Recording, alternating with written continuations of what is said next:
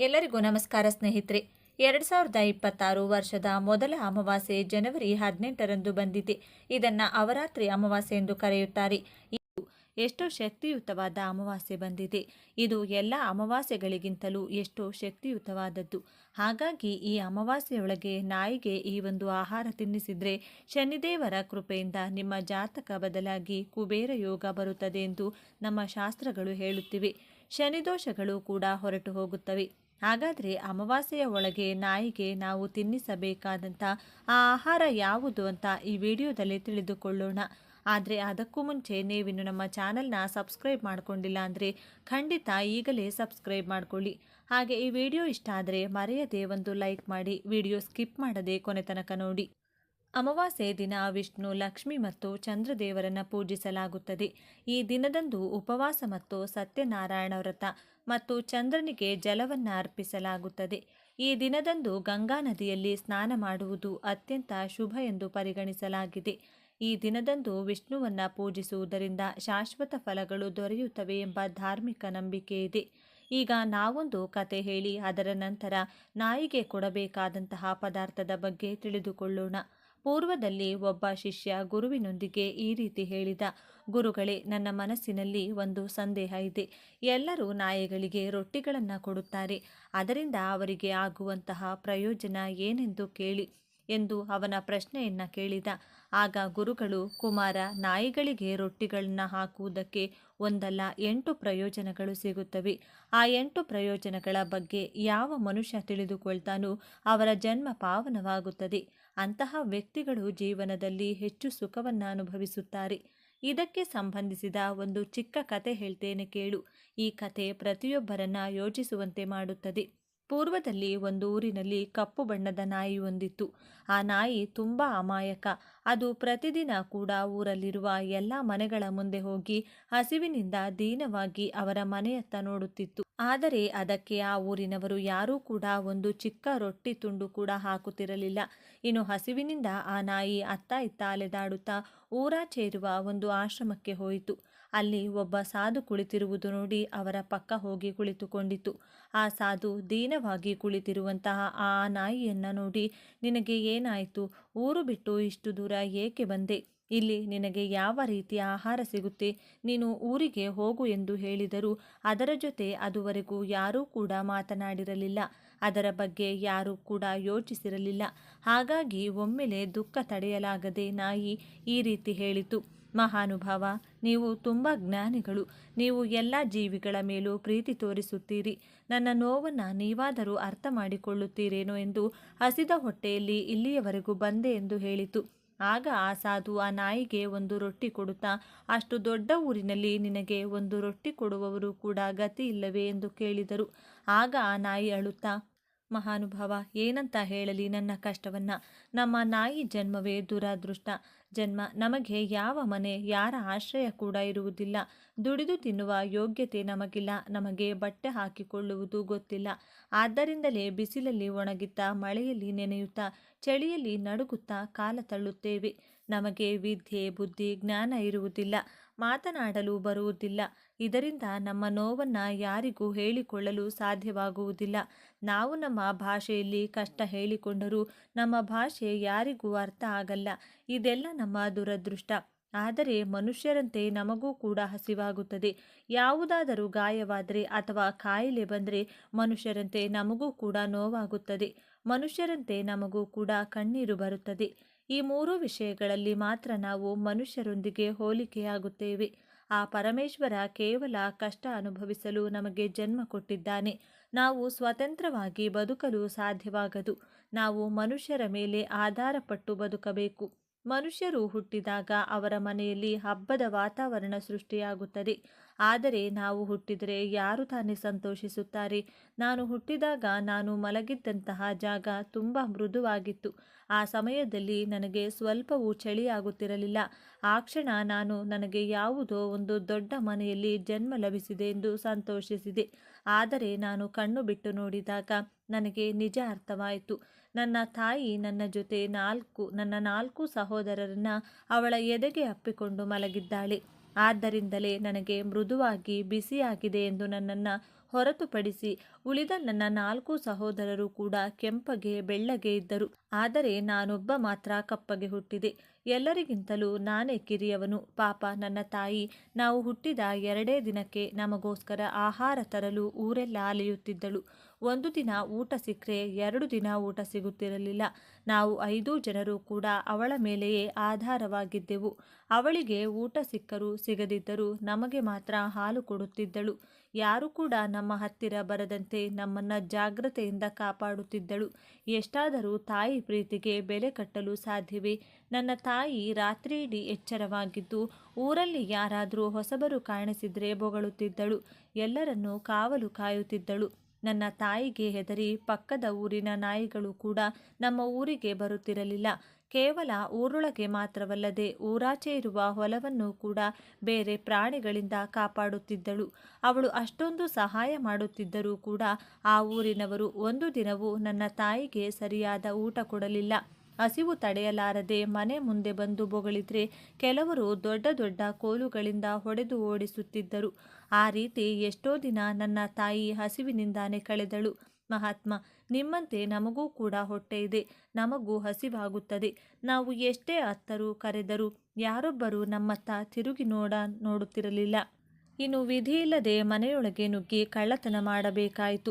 ಆ ರೀತಿ ಹೋದಾಗ ಯಾವುದಾದರೂ ಆಹಾರ ಸಿಕ್ಕರೆ ಅರ್ಧ ಅವಳು ತಿಂದು ಅರ್ಧ ನಮಗೋಸ್ಕರ ತರುತ್ತಿದ್ದಳು. ಒಂದೊಂದು ಸಲ ಆ ಮನೆಯವರು ನೋಡಿದರೆ ಕೈಗೆ ಸಿಕ್ಕ ವಸ್ತುಗಳಿಂದ ಹಿಂಬಾಲಿಸಿಕೊಂಡು ಹೊಡೆಯುತ್ತಿದ್ರು.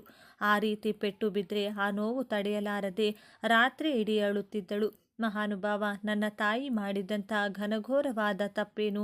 ಊಟ ಕೊಟ್ಟಿಲ್ಲ ಅಂತ ತಾನೇ ಕಳ್ಳತನ ಮಾಡಿದ್ದು. ನಾವು ದೋಚಿಕೊಂಡಿದ್ದು ಹಣವಲ್ಲ, ಆಸ್ತಿಯಲ್ಲ, ಸಂಪತ್ತಲ್ಲ, 3 ಹೊತ್ತು ಬಚ್ಚಿಟ್ಟುಕೊಂಡು ತಿನ್ನುವಷ್ಟು ಆಹಾರ ಕೂಡ ಅಲ್ಲ. ಕೇವಲ ಒಂದು ಹೊತ್ತಿಗೆ ಬೇಕಾಗುವಷ್ಟು ಊಟ ಮಾತ್ರ. ಮಹಾನುಭಾವ, ಒಂದು ದಿನ ವಿಪರೀತವಾದ ಮಳೆ ಬಂತು. ತುಂಬ ಚಳಿಯಾಗುತ್ತಿತ್ತು. ಆ ಚಳಿ ಮಳೆಗೆ ತಡೆಯಲಾರದೆ ಒಂದೇ ದಿನ ನನ್ನ 3 ಅಣ್ಣಂದಿರು ಕೂಡ ಮೃತಪಟ್ಟರು. ಸತ್ತು ಹೋದ ನನ್ನ ಅಣ್ಣಂದಿರನ್ನ ಅಪ್ಪಿಕೊಂಡು ನನ್ನ ತಾಯಿ ತುಂಬ ಗೋಳಾಡಿದಳು. ಆದರೆ ನಮ್ಮ ಹಸಿವು, ನೋವು, ಕಷ್ಟ ಯಾರಿಗೆ ತಾನೇ ಬೇಕು? ಏಕೆಂದರೆ ಸತ್ತಿರುವುದು ಮನುಷ್ಯ ಅಲ್ಲವಲ್ಲ ಮಹಾನುಭಾವ. ಇನ್ನು ನಾವಿಬ್ಬರು ಮಕ್ಕಳು ಮಾತ್ರವೇ ನಮ್ಮ ಅಮ್ಮನಿಗೆ ಉಳಿದಿದ್ದೆವು.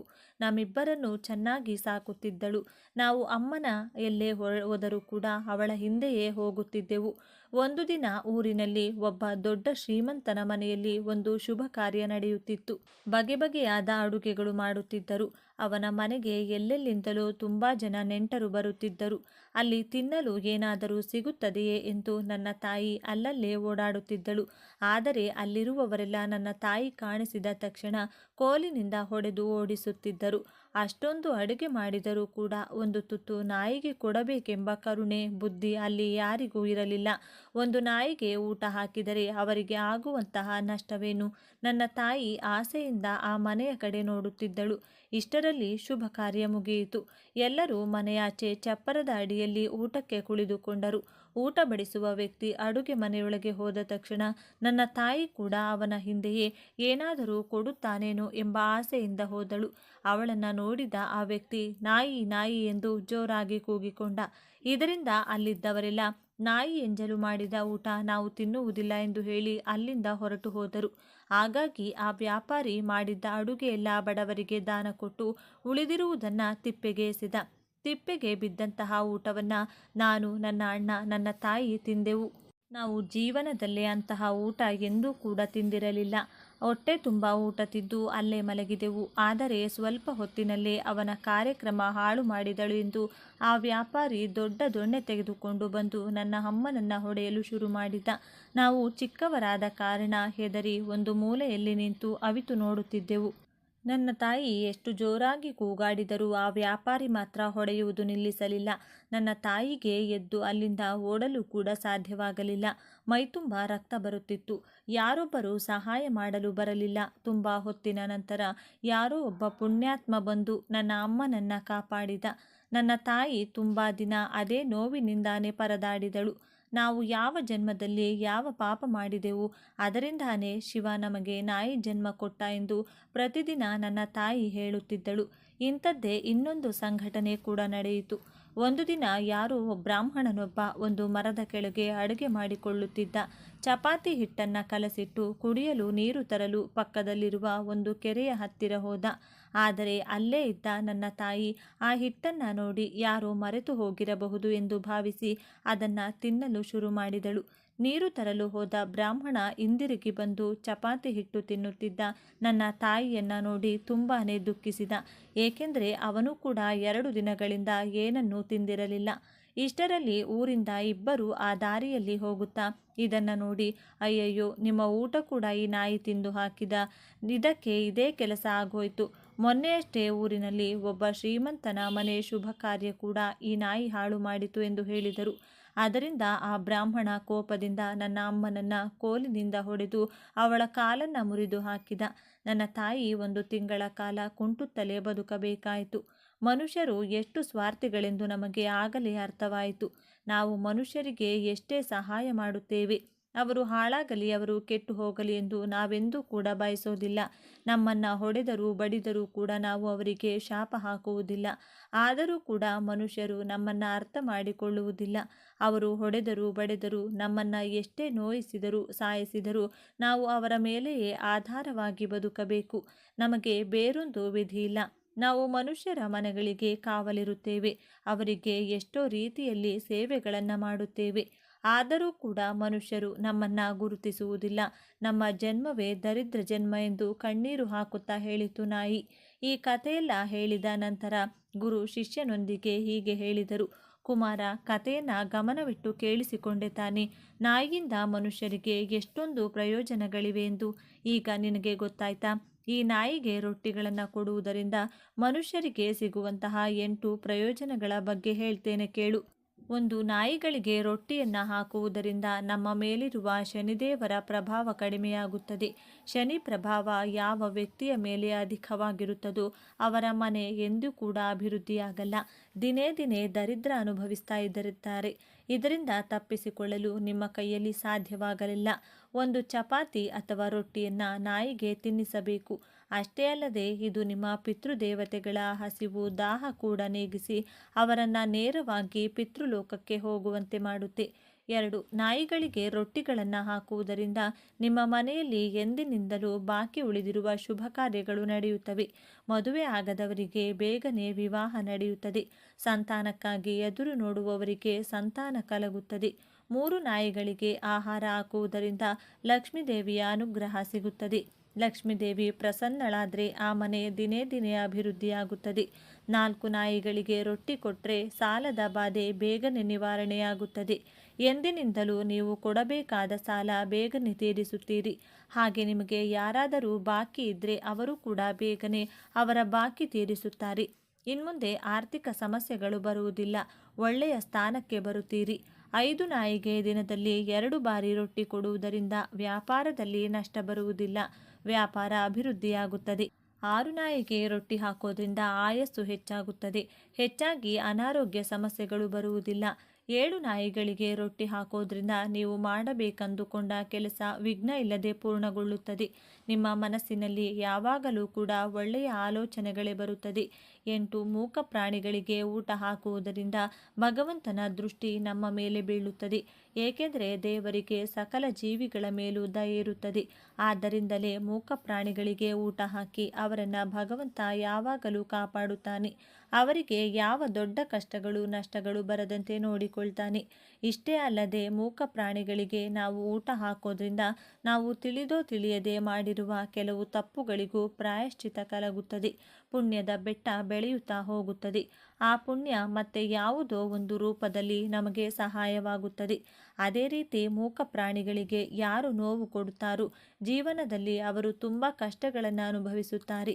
ನಾಯಿಗಳನ್ನು ನಾವು ನೋಯಿಸುವುದು, ಕೆಟ್ಟ ಮಾತುಗಳಿಂದ ಬೈಯುವುದು ಮಾಡಬಾರದು. ನಾಯಿ ಅತ್ತರೆ ಅದು ಅಪಶಕುನ ಎಂದು ಹೇಳ್ತಾರೆ. ಪೆಟ್ಟು ಬಿದ್ದ ನಾಯಿಗೆ ಯಾರು ಚಿಕಿತ್ಸೆ ಕೊಡಿಸುತ್ತಾರೋ ಅವರ ಮೇಲೆ ಅಶ್ವಿನಿ ದೇವತೆಗಳ ಅನುಗ್ರಹ ಇರುತ್ತೆ. ಅವರಿಗೆ ಯಾವ ರೀತಿಯ ಅನಾರೋಗ್ಯ ಸಮಸ್ಯೆಗಳು ಬರದಂತೆ ಅಶ್ವಿನಿ ದೇವತೆಗಳು ಕಾಪಾಡುತ್ತಾರೆ ಎಂದು ಶಿಷ್ಯನಿಗೆ ವಿವರಿಸಿದರು ಗುರುಗಳು. ಸ್ನೇಹಿತರೆ, ತುಪ್ಪ, ಬೆಲ್ಲ ಹಾಲು ಹಾಗೂ ಗೋಧಿ ಹಿಟ್ಟು ಕಲಸಿ ತಯಾರಿಸಿದಂಥ ಚಪಾತಿಯನ್ನು ನಾಯಿಗಳಿಗೆ ತಿನ್ನಿಸುವುದರಿಂದ ನಿಮಗಿರುವಂತಹ ಶನಿ ದೋಷಗಳೆಲ್ಲ ಹೊರಟು ಹೋಗುತ್ತವೆ. ಶನಿದೇವರ ಅನುಗ್ರಹ ಸಿಗುತ್ತದೆ. ಹಾಗೆ ನಿಮ್ಮ ಪಿತೃಗಳು ಕೂಡ ಹಸಿವು ದಾಹ ಇಲ್ಲದೆ ನಿಮ್ಮ ಆಶೀರ್ವದಿಸುತ್ತಾರೆ. ಈ ವಿಡಿಯೋ ನಿಮಗೆ ಇಷ್ಟವಾದರೆ ಲೈಕ್ ಮಾಡಿ, ಶೇರ್ ಮಾಡಿ, ತಪ್ಪದೇ ನಮ್ಮ ಚಾನಲ್ನ ಸಬ್ಸ್ಕ್ರೈಬ್ ಮಾಡಿಕೊಳ್ಳಿ. ಎಲ್ಲರೂ ಭಕ್ತಿಯಿಂದ ಓಂ ಶ್ರೀ ಶನೇಶ್ವರ ನಮಃ ಅಂತ ಕಮೆಂಟ್ ಮಾಡಿ. ಧನ್ಯವಾದಗಳು.